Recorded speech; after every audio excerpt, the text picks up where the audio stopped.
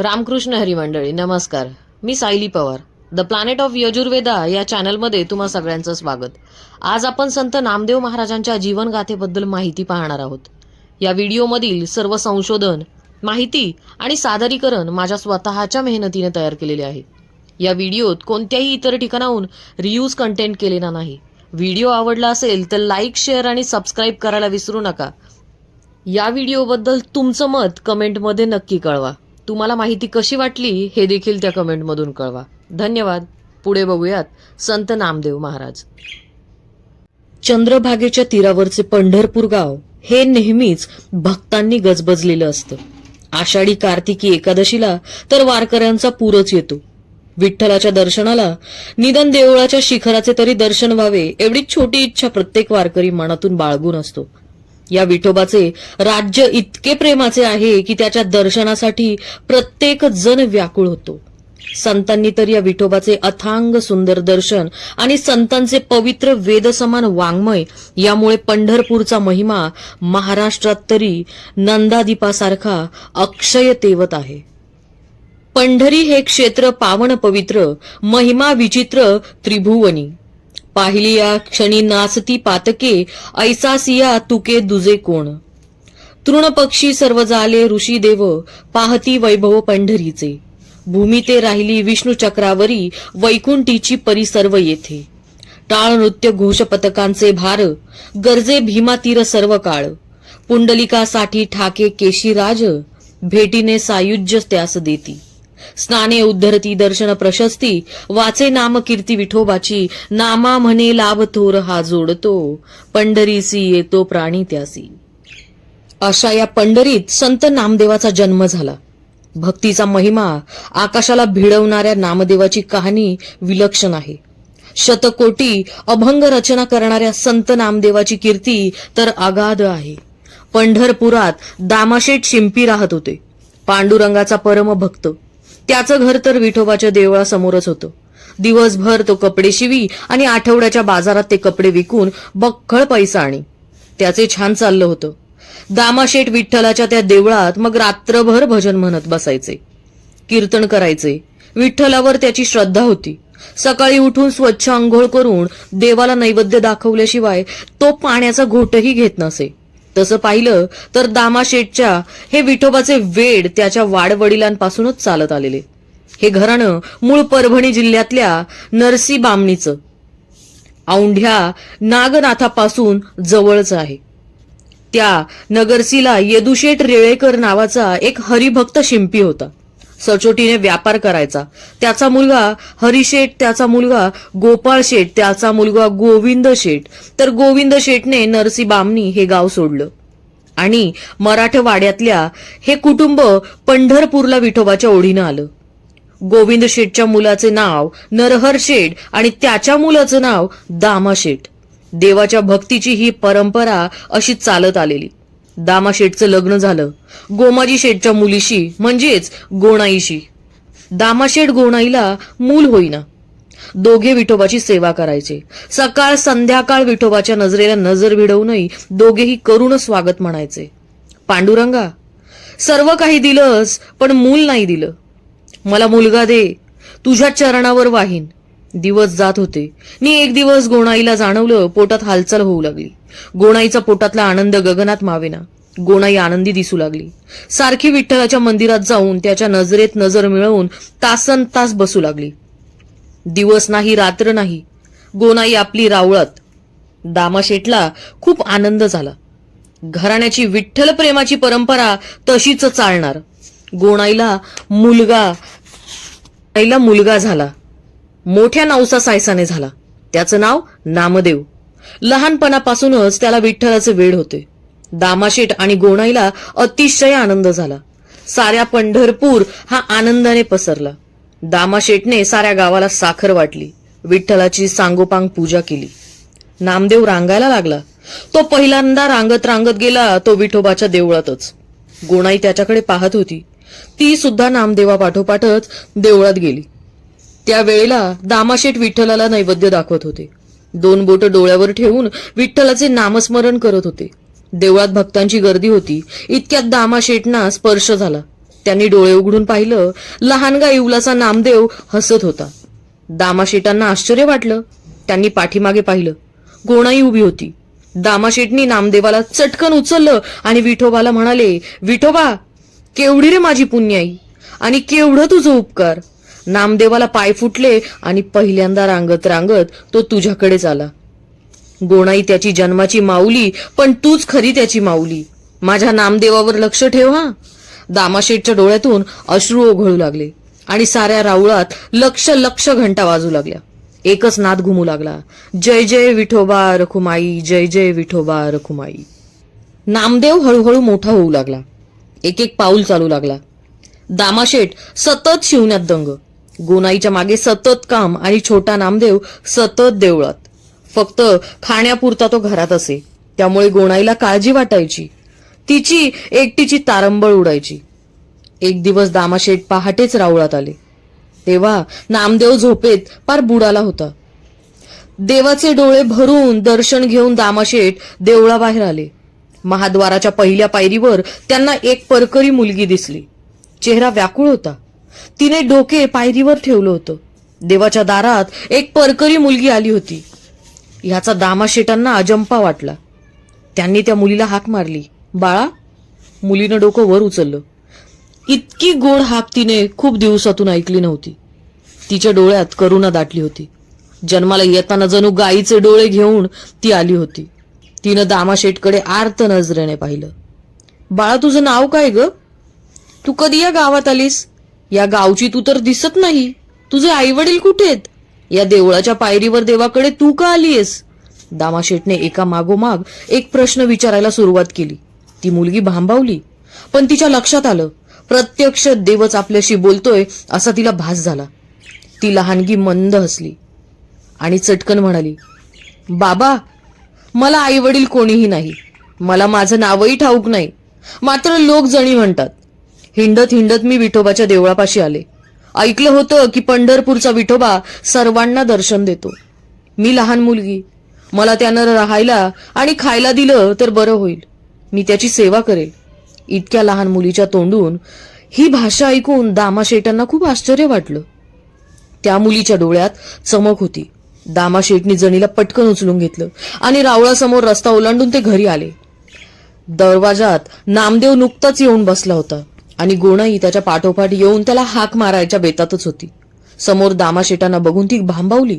त्यांच्या हातात एक परकरी मुलगी पाहून तिच्या चेहऱ्यावर फेरफार झाले. दामाशेठने चटकन त्या मुलीला खांद्यावरून उतरवलं आणि गोणाईला म्हणाले, गोणाई, ही मुलगी आपल्याला विठोबाने दिलीये. गोणाईने मुलीकडे पाहिलं. 6-7 वर्षांची होती. तिच्या मनात आलं की नामदेवाबरोबर ही खेळेल, पण ती चटकन दामाशेठला म्हणाली, ही काय करायची आपल्याला घरात? मुलीची जात, हिला कशी सांभाळायची आणि ही कामं काय करणार? दामाशेठ मंद हसले आणि म्हणाले, नामदेवाला सांभाळेल. आई विना पोर लोभस आहे. विठोबा तिची माऊली देवळाशी सापडली, वाढेल या घरात. तेवढ्यात नामदेवाने जणीकडे झेप घेतली. जणीने त्याला चटकन उचललं. नामदेव खळाळून हसू लागला. गोणाईने पाहिले आणि तिच्या डोळ्यात पाणी उभं राहिलं. तिनं त्या दोघांना चटकन घरात नेलं, पाटावर बसवलं आणि दुधाचे 2 चंबू त्यांच्या पुढे ठेवले. नामदेवाचे हनुवटीवरून दूध ओघळू लागलं आणि जणीच्या तोंडातच जणू दूध जाईना. तिच्या आयुष्याला प्रेमाचा तो पहिलाच क्षण होता. आता नामदेवाला खेळायला विठोबाने जणू जणीला पाठवलं होतं. सतत दोघं एकत्र असायचे. इतके दिवस नामदेव आईच्या कुशीत झोपायचा, तो आता जणीच्या कुशीत झोपू लागला. तिच्या बरोबर देवळात जाऊ लागला. मग जणी बरोबर नामदेव देऊळभर हिंडायचा. बोबडे बोबडे बोलायचा. विठोबाची विचारपूस करायचा. देवळात कीर्तनं चालायची. लोक जेव्हा विठोबाच्या गजर करायचे तेव्हा नामदेव टाळ्या वाजवायचा. नामदेवा एवढी मुलं मातीत खेळायची, पण नामदेव आणि जणी सतत देवळात खेळायची. साऱ्या गावाचा तो एक कुतूहलाचा विषयच होता. नामदेव हळूहळू मोठा होऊ लागला. नामदेवाला 6वं संपून 7वं लागलं. राजविंडा दिसायचा. सतत देवाच्या सहवासातच असायचा. जणी घरचं काम करायची, त्यामुळे गोणाईला थोडी उसत मिळायची. दुष्ट लागावा असा संसार चालला होता. एक दिवस दामाशेठांना कपडे घेऊन बाहेरगावी जायचं होतं, पण मग देवाला नैवेद्य कोण दाखवणार? त्यांना वाटलं सांगावं नामदेवाला की आज एक दिवस तू नैवेद्य दाखव. नाहीतरी दिवसभर तू देवळातच विठोबापाशी असतोस. त्यांनी पहाटे उठून अंघोळ केली, नामदेवाला हाक मारली. जनीच्या कुशीत नामदेव झोपलेला होता. तो चटकन उठला. त्यांनी नामदेवाला उचलून कडेवर घेतलं आणि विचारलं, नामदेवा, आज नैवेद्य दाखवणार का? मी गावाला जातोय, संध्याकाळपर्यंत परत येईन. नैवेद्य दाखवलं नाही तर देव उपाशी राहतो. दाखवणार ना नैवेद्य? नामदेवाने हसून हो म्हटलं आणि नक्कल करत म्हणाला, म्हणजे डोळ्यावर डाव्या हाताची बोट ठेवून उजव्या हाताने 3दा पाणी फिरवायचं आणि म्हणायचं, विठोबा देवा, जेवा आता आणि आम्हाला प्रसाद द्या. दामाशेठ खळखळून हसले आणि नामदेवाचा एक मुका घेऊन निघाले. गोणाई बापलेकाचा हा संवाद ऐकत उंबरठ्यावरच उभी होती. मग नामदेवाने झटकन आंघोळ केली. गोणाईने नामदेवाला पितांबर नेसावले, कपाळावर गंध लावला आणि इवलासा नामदेव हातात नैवेद्याचं ताट घेऊन जणीला म्हणाला, जने चल रावळात जाऊ, देवाला नैवेद्य दाखवू. जनीची अंघोळ अजून व्हायची होती, काम पडली होती. ती म्हणाली, नामदेवा तू हो पुढे, मला खरंच वेळ नाही. तू नैवेद्य दाखवून ये, मग आपण पुन्हा देवळात जाऊ. नामदेव किंचित हिरमुसला, पण पितांबर नेसल्यामुळे तो जरा आनंदातच होता. तो तुरुतुरु चालत महाद्वारापाशी आला. आता आत डोकावला. सभा मंडपात कुणीच नव्हतं. मग तो हळूच गाभाऱ्यापर्यंत गेला. तिथंही आज कोणी नव्हतं. नामदेवाने विठोबाकडे पाहिलं आणि मंद हसला. मग त्याने पाण्याने हळूच स्वस्तिक काढलं. थोडं तांदूळ त्यावर ठेवलं. त्यावर नैवेद्याचं ताट ठेवलं. दामाशेठ करत असे 2 बोटाने डोळं मिटलं, ताटाभोवती पाणी फिरवलं आणि म्हणाला, विठोबा देवा, मी नैवेद्य आणलाय. मी लहान आहे, पण तरी सांगतो हा, पोटभर जेव, आणखीन लागलं तर घेऊन येतो. नामदेवाने थोड्या वेळाने डोळे उघडून पाहिलं. नैवेद्याचं ताट तसंच होतं. त्याला वाईट वाटलं. आपण लहान म्हणून देव जेवत नाही असं त्याला वाटलं. त्याने व्याकुळपणे पुन्हा देवाला विनवलं. पुन्हा डोळे मिटले. पुन्हा डोळे उघडून पाहिलं. नैवेद्याचं ताट तसंच होतं. नामदेवाला एकदम रडूच यायला लागलं. त्याला वाटू लागलं, देव आपल्या हातचं खाणार नाही. त्याने निर्वाणीला देवाला बजावलं, हे बघा देवा, मी तुमची पुन्हा विनवणी करतो, तुम्ही जेवा.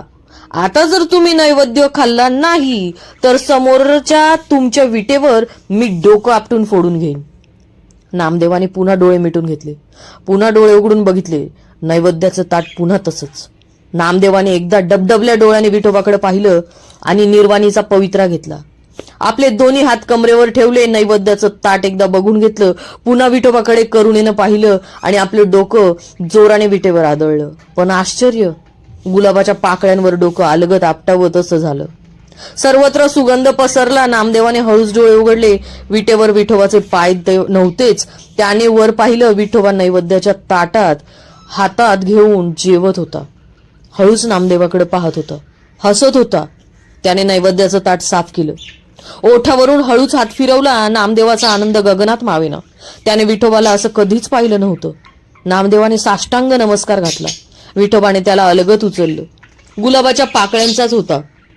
विठोबाने ताट त्याच्या हातात दिलं. विठोबा घुंगरूच्या स्वराने हलकच बोलला, नामदेवा, माझं पोट भरलं, आणखी काही नको. तुझं प्रेम मात्र असंच मला हवंय. देव पुन्हा विटेवर जाऊन उभा राहिला. नामदेवाने क्षणभर काहीच कळेना. त्याला देव जेवल्याचा इतका आनंद झाला की तो ते ताट घेऊन पळत पळत घरी आला. दारात गोणाई आणि जणी नामदेवाची वाट पाहत उभी होती. पितांबरातला इवलासा नामदेव पळत पळत येताना पाहून गोणाईने त्याला चटकन उचललं आणि नैवेद्याचं ताट घेतलं. बघते तर काय, ताट रिकामं. गोणाई पटकन नामदेवाला रागवून म्हणाली, नामदेवा, देवाचा नैवेद्य आपण एकट्यानेच खायचा नसतो, तो प्रसाद आहे, सर्वांनी खायचा असतो. आहे अगं, सारा नैवेद्य देवानच खाल्ला. नामा, तू खोटं बोलतोय. देव कधी खातो का? तूच खाल्लास. अगं आई, खरंच देवाने खाल्ला. मला खूप भूक लागली, मला जेवायला वाढ. गोणाईचा विश्वास बसेना आणि छोटा नामदेव खोटं बोलणार नाही याची तिला खात्री होती. मग नामदेवाने तिला सारा प्रकार सांगितला. संध्याकाळी दामाशेठ घरी आले. आल्या आल्या गोणाईने दामाशेठला सांगितलं, आज नामदेवाने एक आक्रीत केलं. दामाशेठ घाबरले. काय केलं नामदेवाने? अहो, नैवेद्य घेऊन देवळात गेला आणि देवाने नैवेद्य खाल्ला असं म्हणत घरी आला. लक्षण काही खरं नाही. असं म्हणत तिने दामाशेठला सर्व हकीकत सांगितली. दामाशेठ शांतपणे म्हणाले, उद्या नामदेवच नैवेद्य घेऊन जाईन देवळात. सकाळ झाली. दामाशेठने नामदेवाला हाक मारून सांगितलं, नामदेवा, आजही नैवेद्य तूच घेऊन जा बाळा देवळात. नामदेव चटकन हो म्हणाला. त्याला खूप आनंद झाला. आजही देव माझ्या हातून जेवणार याचं त्याला अप्रूप वाटलं. नामदेवाने अंघोळ केली. गोणाईने त्याला आज पुन्हा पितांबर नेसवलं आणि नैवेद्याचं ताट घेऊन नामदेव देवळात गेला. त्याच्या पाठोपाठ दामाशेठ आणि गोणाई गेली. जणी सुद्धा गेली. नामा गाभाऱ्यात शिरला. दामाशेठ बाहेरच थांबले. इतक्यात त्यांना गाभारा प्रकाशाने भरलेला दिसला. सुगंध प्रसरलेला जाणवला. लहानग्या नाम्याने बोलणं ऐकू येऊ लागलं. देवा, सावकाश जेवा, आणखीन वाढू. एकाकी प्रकाश नाहीसा झाला. सुगंध निघून गेला आणि लहानगा नामा नैवेद्याने दिलेलं ताट घेऊन गाभाऱ्यातून बाहेर पडताच त्यांनी पाहिलं, दामाशेठ आणि गोणाईचं हृदय भरून आलं. गेल्या कित्येक पिढ्या हा चमत्कार घडला नव्हता. भक्ताच्या हातून देव जेवत होता आणि हे नेहमीच घडू लागलं. नामदेवाला देवाचा सहवास मिळू लागला. गोविंद शेठ सदावर्ते नावाचे एक सज्जन गृहस्थ पंढरपूरला कापड खरेदीसाठी आणि विठोबाचे दर्शन व्हावे म्हणून आले होते. त्यांनी अशी कीर्ती ऐकली होती की नामदेव स्वतः विठोबाशी बोलतो. विठोबा त्याच्या हाताचं जेवतो. त्यामुळे त्यांना नामदेवाला प्रत्यक्ष पाहायचं होतं. प्रथम ते देवळात गेले. तिथं त्यांची दामाशेठींशी ओळख झाली. मग ते दामाशेठकडे जेवायला आले. तिथे त्यांना कळलं की नामदेव हाच दामाशेठचा मुलगा. त्यांनी दामाशेठकडे नामदेवाची चौकशी केली. तेव्हा दामाशेठ म्हणाले, असेल कुठेतरी देवळात. मग त्याचं वय किती आहे? आहे आता 9 चालू. मग लग्न करून देणार का त्याचं? नाही, अजून लहान आहे तो. वय कुठे लहान आहे? झाला की तो लग्नाचा. तुम्ही म्हणता ते खरं आहे हो, पण आमच्या नामदेवाचं घरात अजिबात लक्ष नाही. 24 तास तो विठोबाकडे असतो. लग्न करून जबाबदारी टाकली की येईल मग ताब्यात. अहो नाही येणार. आम्ही नामदेवाची कीर्ती ऐकून आलो आहोत. देव त्याच्याशी बोलतो, त्याच्या हातून खातो. तुम्ही प्रत्यक्ष पाहिलंय का? त्याच्यावरती दामाशेठी म्हणतात, मी एकदा गाभाऱ्याच्या बाहेर उभा होतो. नामदेव ताट घेऊन गेला. एकदम 100 सूर्य उगवावे एवढा प्रकाश पडला. सुगंध वाहू लागला. नामदेवाचे शब्द ऐकू येऊ लागले. तो देवाशी बोलत होता. मग गोविंद शेठ सदावर्ते यांनी दामाशेठचे हात धरले आणि म्हटले, मी नामदेवाला जावई करून घेतो. माझी राजाई लहान आहे, समजूतदार देखील आहे. ती छान प्रपंच करेल. दामाशेठांना प्रथम आडेवेडे घेतले, पण शेवटी हो म्हणाले. नामदेवाचे लग्न राजाशाही होणार हे गावाला कळालं. पण नामदेव हा त्याच्या गावचा नव्हताच. प्रत्यक्ष लग्नाच्या दिवशी त्याला बोहल्यावर उभं करण्यासाठी देवळातून शोधून आणावं लागलं. आणि लग्नाच्या अक्षदा पडल्या पडल्या नामदेव जो देवळात पळाला तो आलाच नाही. गोविंद शेठ सदावर्ते यांना नामदेवांची गंमत वाटली. लहान वय आहे, पण हे वेळ जाईल आणि राजाई बरोबर ते सुखाने संसार करतील याची त्यांना खात्री वाटू लागली. नामदेव आता 10 वर्षांचे झाले. त्यांचं बालपण संपलं. लग्न झालं.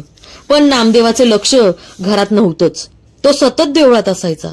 दामाशेठांना वाटायचं, आता नामदेव मोठा झाला, तो आपल्याला शिवण्यात मदत करेल, बाजारात जाईल, प्रपंचासाठी पैसा कमवेल. पण नामदेवाचे देवळात असणे हे स्वतःला विसरून देवात पूर्ण विलीन होणे वाढलं होतं. गोणाई चिडायची. त्याला देवळात जाऊन हाक मारली तरी तो हाक नामदेवाला ऐकू यायची नाही. तो विठोबाच्या राज्यात स्वतःला वितळवून टाकायचा. देवळात साधू संत यायचे, वारकरी यायचे, कीर्तनं व्हायची. त्या कीर्तनातून त्याला मातृभक्त पुंडलिकाची कथा कळली. त्याच्यासाठी हा विठोबा या विटेवर 28 युग उभा आहे हे कळलं. असा हा विठोबा माझ्याशी बोलतो हे नामदेवाला जाणवत होतं. त्याच्या मनात थोडा थोडा अहंकार दाटू लागला. इतकी लोक येतात, त्याच्या पुढे गरानं मांडतात, पण हा विठोबा कधीच विटेवरून उतरत नाही. मग माझ्यासाठी का उतरतो? मी मोठा भक्त म्हणून? 1 ना 2 शेकडो विचार नामदेवाच्या मनात यायचे. पण नामदेवाने आपल्या आईवडिलांच्या आणि बायकोचा कधी विचारच केला नाही. त्याच्या रक्तात केवळ विठोबाच वाहत होता. जेवणाची शुद्ध नाही गोणाईचं बोट कडाडत मोडत देवळात यायची आणि बकोटीला धरून नामदेवाला घरी न्यायची. मग नामदेव समाधी भंगाची तो म्हणायचा, आहे कशाला मला समाधीतून जाग केलंस? मी पांडुरंगाशी बोलत होतो.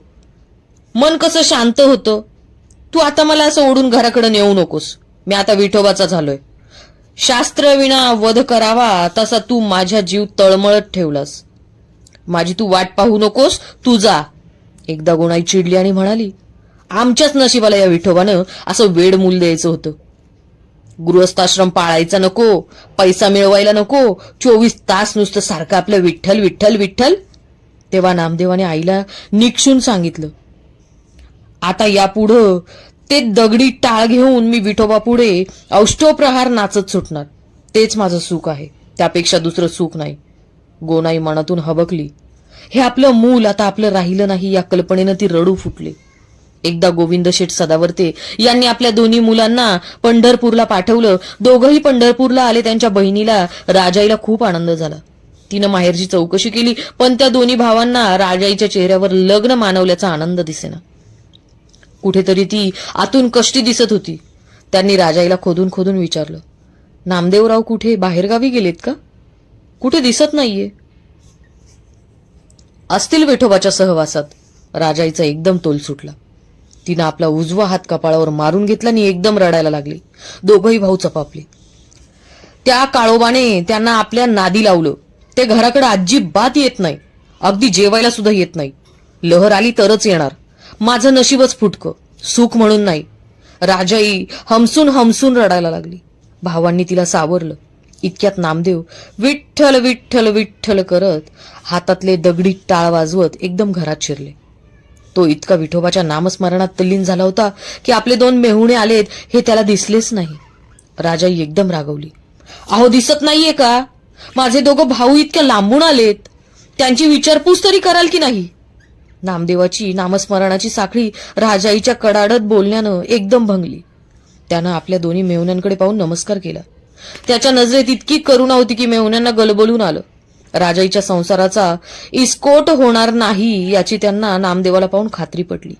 थोडं नामस्मरणात लक्ष जास्त आहे हे खरं, पण देवाचा सहवास लाभलेला हा नामदेव याची जाणीव त्यांना होती. नामदेवांनी आज जाऊन राजाईला विचारलं, त्यांच्या जेवणाची व्यवस्था केलीस ना तू? घरात अन्नाचा कण नाही, काय त्यांना जेवायला सांगू? माझी हाडं चुलीत घालू का? राजाईचा पारा चढला होता. सकाळी जेवून ते चालत इथपर्यंत आले, त्यांना भूक लागलेली असेल. तेवढ्यात नामदेवाला आठवलं, राजाई आज दशमी, उद्या एकादशी. बरं झालं आज एक भक्त राहायचं असतं. उद्या उपवास, परवा द्वादशीचे पारणे फेडून ते जातील. उद्या हरिकीर्तन ऐकतील. देवळात त्यांना घेऊन बसतो. पण नामदेवाचे हे बोलणे ऐकून दोन्ही मेहुणे हादरले. ती रात्र त्यांनी कशीबशी काढली. पण पहाटे चालते झाले. त्यांना राजाईला निरोप देताना खूप जड गेलं. पण नामदेव घरात नव्हताच. नामदेवाचा हा प्रपंच असा होता, त्याचं पोट भक्तीनं भरायचं. त्याच्या संसाराचा असा खेळ चालला होता.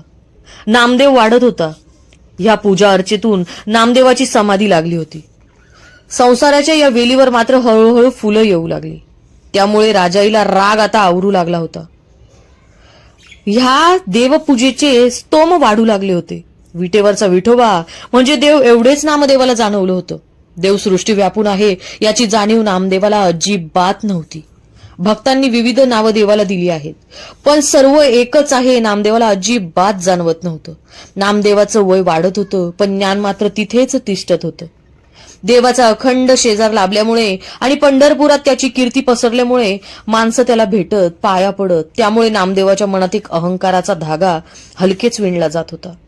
त्याची मात्र जाणीव होत नव्हती. नामदेवाची पूजा अर्चा वाढत होती, पण देवकल्पनेची जाणीव तिथेच थांबली होती. पंढरपुरातल्या नामदेवाची कीर्ती आळंदीतल्या ज्ञानेश्वरांच्या कानी गेली होती. एकदा ते निवृत्तीनाथांना म्हणाले, दादा, आपण एकदा पंढरपूरला जाऊ, नामदेवाला भेटू. विठोबा त्याच्याशी प्रत्यक्ष बोलतो असं माझ्या कानावर आलंय. निवृत्तीनाथांनी ज्ञानेश्वरांना सांगितलं, आपण सर्वच जाऊया. आळंदीचा हा संतांचा जथा पंढरपूरला निघाला. निवृत्तीनाथ, ज्ञानेश्वर, सोपान, मुक्ताबाई, गोरा कुंभार सगळेच निघाले. नामदेवाला ही बातमी कळाली. आपल्याला भेटायला ज्ञानेश्वरांसारखे संत येत आहे हे ऐकून त्याचं मन अभिमानानं भरून आलं. तो चंद्रभागेच्या वाळवंटातच त्याची वाट पाहू लागला. बाहू उभारत तो सर्व संत पंढरपुरात शिरले. नामदेव त्यांना भेटायला निघाला. तेव्हा निवृत्तीनाथ सर्वांना घेऊन नामदेवाकडे निघाले. सगळे नामदेवाभोवती गोळा झाले. सारे वाळवंट या भेटीने थरारून उठलं. शेकडो वारकरी गोळा झाले. प्रथम निवृत्तीनाथांनी नामदेवाला वाकून नमस्कार केला. ते पाहून नामदेवांच्या मनातला अहंकार एकदम जागृत झाला. त्याला अभिमान वाटला. निवृत्तीनाथांनी वाकून चरण भेट घेतली. नामदेव त्याच विचारात गुंतला, त्यामुळे त्याचे प्रतिनमस्कार केला नाही. नंतर ज्ञानोबा उठले. त्यांनी वाकून नमस्कार केला, चरण भेट घेतली. नामदेव आपल्याच विचारात. प्रत्यक्ष योगी राजांनी राजा कैवल्याचा पुतळा ज्ञानोबा खाली वाकला. नामदेवाला वाटलं वाकू दे, माझ्यापेक्षा लहान आहे. मग सोपाने नमस्कार केला. नामदेव आपल्या हाताची घडी घालून ताट उभा होता. हे मुक्ताईला सहन झालं नाही. ती निवृत्तीनाथांना म्हणाली, दादा, हा भक्त शिरोमणी दगड मला वाटतोय, हातातल्या टाळातल्या दगडासारखा. निवृत्तीनाथ मंद हसले. एवढी वर्ष या देवाच्या सानिध्यात राहिला, पण अहंकार काही गेला नाही. मुक्ते, आपण असं बोलू नये ग. निवृत्तीनाथांनी मुक्ताईची समजूत काढली, पण मुक्तेची समजूत निघेना. 3 गोरोबा कुंभाराकडे बघितलं. ते सुद्धा मंद हसले. मग मुक्ताई म्हणाली, गोरोबा काका, तुमचं थापटणं काढा आणि या नामदेवाच्या मस्तकावर आपटा. मला हे मडकं कच्च दिसतंय. नामदेवाला हा संवाद कळलाच नाही. तो आपल्या विचारांच्या समाधीत होता. मग गोरोबाने थापटणं काढलं. प्रथम त्याने ते निवृत्तीनाथांच्या डोक्यावर मारलं, पण निवृत्तीनाथांनी काहीच लागलं नाही असं दाखवलं.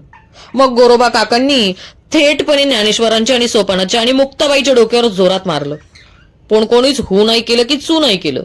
मग गोरोबा नामदेवाकडे गेले. नामदेव पाहताच होता. त्यांनी ते थेटपणे नामदेवाच्या डोक्यात आपटलं, तर नामदेव जोरजोरात ओरडू लागले. गोरोबा म्हणाले, हे मडकं कच्च आहे, भाजायला हवं. नामदेव म्हणाला आणि एकदम चिडला. तो म्हणाला, तुम्ही संत मंडळी नव्हेत, तुम्ही कैकाडी, मला ठार माराल. असे म्हणत तो देवळाकडे धावला आणि विठोबाकडे आला. हात जोडून विठोबाला म्हणाला, विठोबा देवा, ही कैकाडी मंडळी मला ठार मारतील रे. विठोबा क्षणभर हसला आणि म्हणाला, नामा, अरे काय झालं? अरे ही कैकाडी मंडळी एकमेकांना भेटत होती, एकमेकांच्या पाया पडत होती. लहान नाही, मोठा नाही, आणि त्या म्हाताऱ्या गोरोबाने तर चक्क माझ्या कपाळावर थापटणं मारलं आणि म्हणाला, हे मडकं कच्च आहे. नामदेव भाडाभाडा बोलत होता. त्यानं विठोबाला पाहिलं. विठ्ठलाने विटेवरून खाली उतरून नामदेवाला जवळ घेतलं आणि हळूच म्हणाला, नामा, अरे खरंच तू कच्चा आहे रे. ते कसे काय विठोबा? अरे तू अजून भेदाभेद रमतोयस. सारं एक आहे हे तुला समजत नाहीये का? तू एखाद्या संताला शरण जा आणि सन्मार्ग अवलंब. नामदेवाला काहीच कळेना. त्याने देवाकडे टकमक पाहायला सुरुवात केली. विठोबा म्हणाला, तू विठोबा खेचरनास शरण जा. पण तो आहे कुठं? औंढ्या नागनाथला आहे. नामदेवाने विठोबाला वाकून नमस्कार केला. विठोबाने मंद स्मित केलं आणि ते पुन्हा विटेवर जाऊन उभे राहिले. क्षणातच विचार न करता नामदेव औंढ्या नागनाथाकडे जायला निघाले. नामदेव औंढ्या नागनाथाला पोहोचला. 12 ज्योतिर्लिंगापैकी एक ठिकाण. नामदेव गुरुच्या शोधात सर्व गावभर हिंडला. कुठेच विसोबा खेचर भेटला नाही. मग एकाला त्यानं विचारलं, गुरु माऊली, विसोबा खेचर कुठे भेटतील? तो म्हातारा होय, तो पडला असेल तिकडे देवळात. कुठं जातोय तेव्हा? नामा धावत धावत देवळात शिरला आणि गाभाऱ्यात एक म्हातारा चक्क पिंडीवर पाय ठेवून पडला होता. नामदेवाला एकदम राग आला. अहो म्हातारे काका, पिंडीवर काय पाय ठेवून झोपलात? मग तो तेवढा उचलून ठेवा, माझ्यात ताकद नाही. उचलतो असं म्हणत नामदेवाने ते पाय उचलून दुसरीकडे ठेवले आणि तिथे पायाखाली पिंड दिसू लागली. परत पाय उचलून तिसरीकडे ठेवले तर पुन्हा पिंड दिसली. नामदेवाला एकदम ज्ञान झालं. देव नाही अशी एकही जागा नाही. नामदेवाला आपल्या गुरुची खरी ओळख पटली. त्यानं विसोबा खेचरला पाय आपल्या छातीवशी धरले. विठोबाने गुरु उपदेश केला. नामदेवाला सगळीकडे विठोबा दिसू लागला. नामदेवाला अतिशय आनंद झाला. नामदेव पंढरपुरात पोहोचले. त्या दिवशी एकादशी होती. वाळवंटात त्याने मुक्काम केला. नामदेवाला ही बातमी गावभर पसरली. सारे त्याच्या भोवती गोळा झाले. क्षेमकुशल विचारलं. नामदेव तर लहान नाही, मोठा नाही, प्रत्येकाला वाकून नमस्कार करत होता. सर्वांना आश्चर्य वाटू लागलं. नामदेव तर देवळात सुद्धा गेला नाही. नामदेवाला चेहरा उजळून निघाला होता. रात्र कोंदाटून निघाली. नामदेव वाळवंटात झोपला दमून गेला होता. वरचं आभाळ नक्षत्रांनी गच्च फुललं होतं. नामदेवाला साऱ्या आभाळावर विठोबा दिसू लागला. नामदेवाचा आनंद गगनात मावेना त्याच्या तोंडून अभंग बाहेर पडला. संतापायी माथा धरिता सद्भावे, तेने भेटे देव आपोआप. म्हणून संता अखंड भजावे, तेने भेटे देव आपोआप. साधूपाशी देव कामधंदा करी, पितांबर धरी वरी छाया. नामा म्हणे देव इच्छा संत संग, आम्हा जीवलग जन्मोजन्मी. नामदेवाला आनंदाने झोप लागली.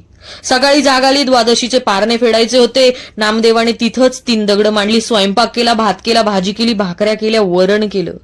तुपाची वाटी तिथंच ठेवली आणि पाणी आणण्यासाठी तो चंद्रभागेवर गेला. इतक्यात एक कुत्रा तिथं धावत आला.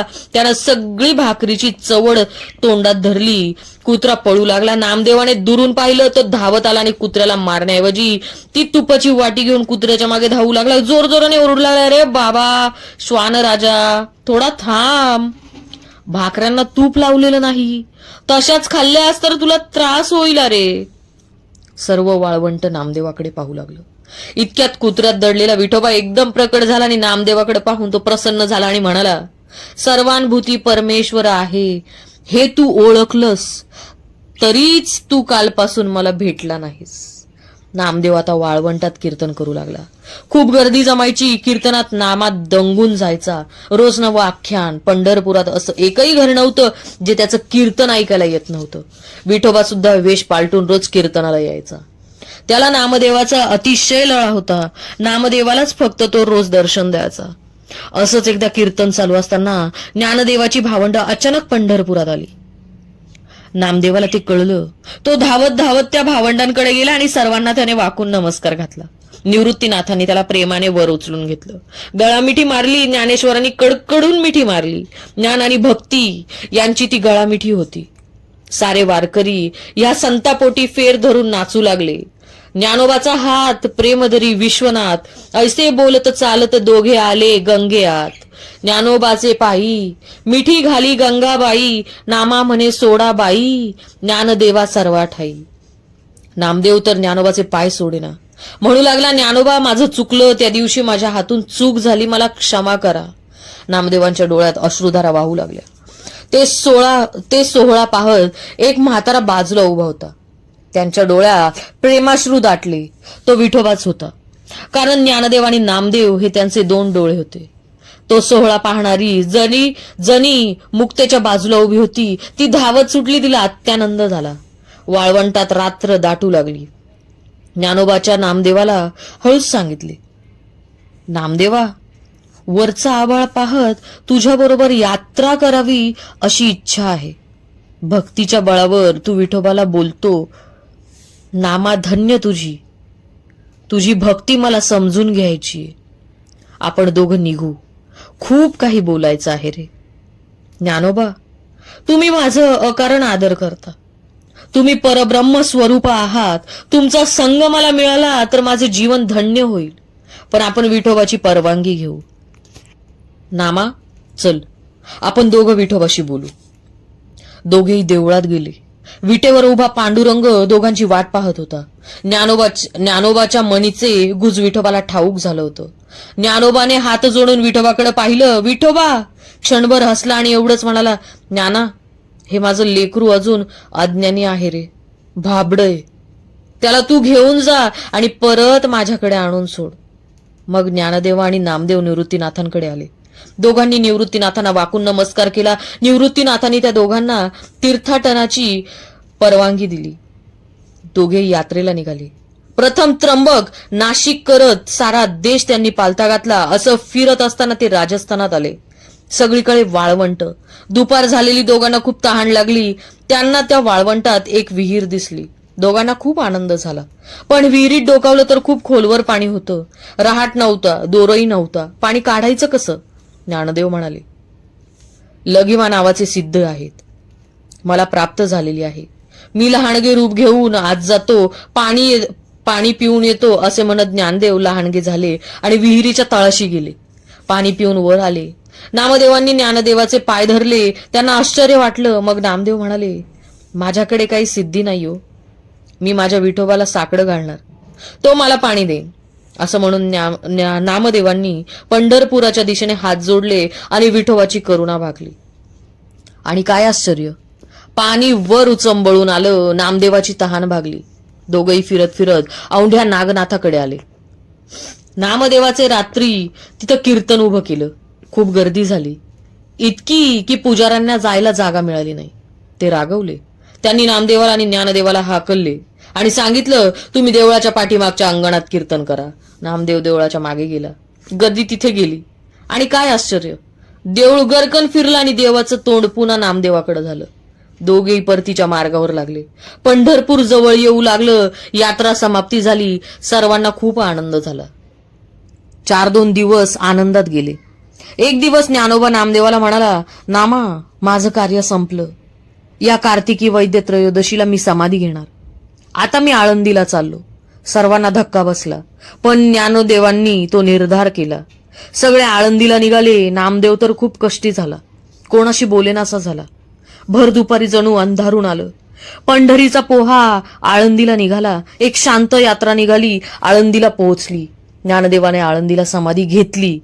नामदेव अति कष्टी झाले. देव निवृत्ती यांनी धरिले दोन्ही कर, जातो ज्ञानेश्वर समाधीसी. नदीची या माशा घातले माजवण, तैसे जवळतन कालवले.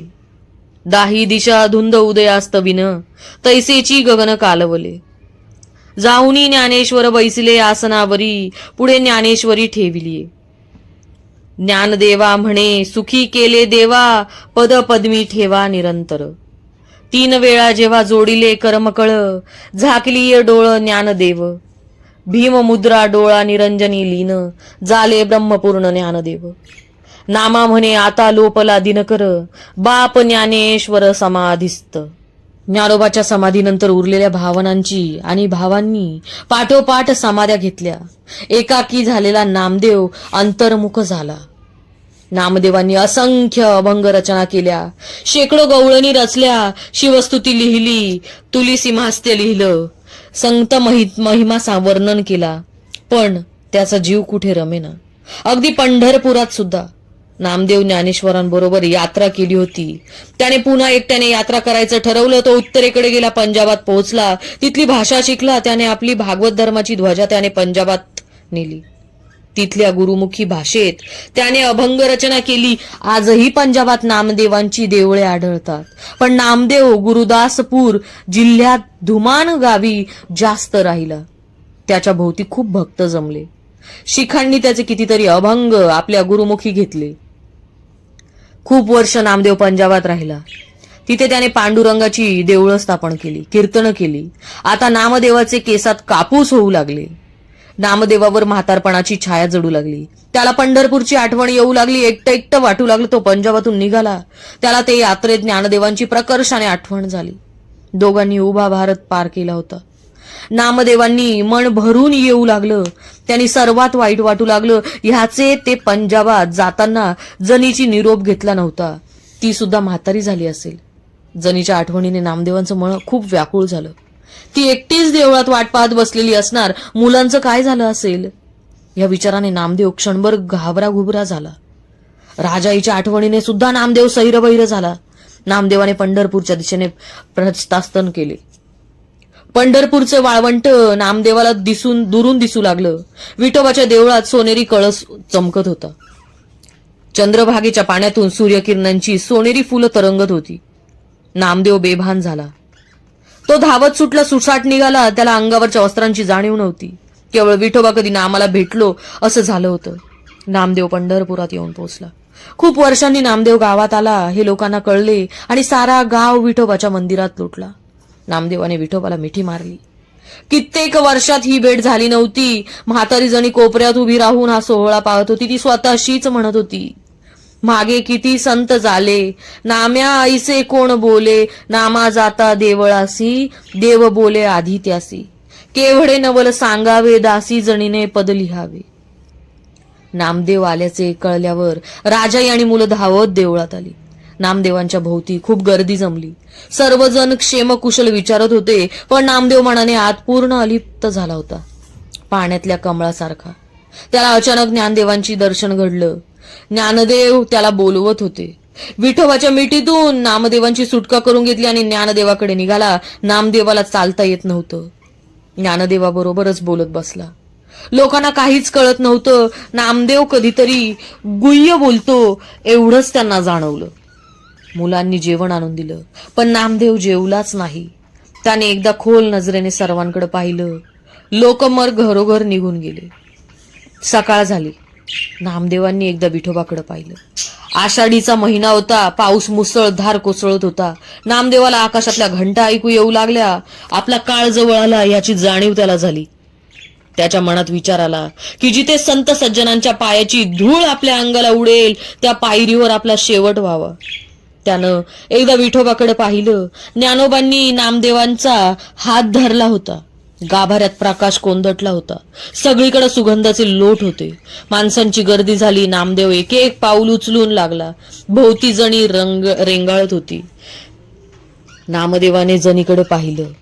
एका हाताने त्या जणीला हात घेतला. दुसरा हात ज्ञानोबांच्या हातात होता. विठोबाची प्रभा त्याने साथ करत होती. नामदेव पायरीकडे निघाला. आली राऊळाची पायरी आली.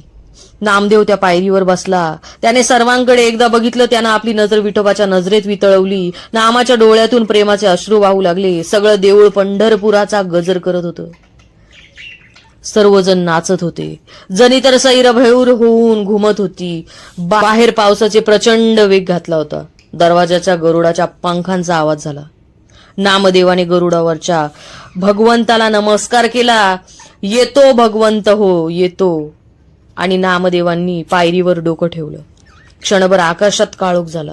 विजा चमकू लागल्या आणि प्रकाशाचा एक किरण आकाशात थेट नामदेवांच्या डोळ्यात उतरला आणि लोकांनी पाहिलं. नामदेव समाधिस्थ झाले. व्हिडिओ आवडला असेल तर लाईक, शेअर आणि सबस्क्राईब करायला विसरू नका. Stay tune for next videos. हा व्हिडिओ तुम्हाला कसा वाटला? माहिती उपयोगी वाटली असेल तर कमेंटमधून तुमचे विचार नक्की शेअर करा. तुमच्या प्रतिक्रिया मला आणखी चांगले व्हिडिओ बनवायला मदत करतात. धन्यवाद.